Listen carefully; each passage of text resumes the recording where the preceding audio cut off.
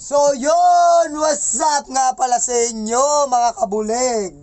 May gagawa na naman po tayo ng isang walang kakwenta-kwentang video kung saan ang tatangkilikin po natin ay isang trick sa vape. Kung saan gagamit tayo ng vape. Shoutout nga pala sa Geek Vape, Aegis Boost Plus. Ang gagawin natin tricks ay bibihira lang.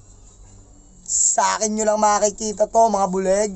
So ang kailangan lang natin gamitin ay isang face mask.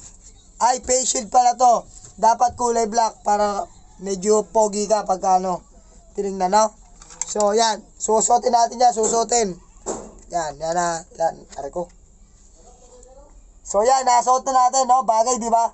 So, then, step 2. Ihipak po tayo ng vape. Napakadali lang po nito. Nakikita nyo po. Ngayon nyo lang po makikita to, mga buleg.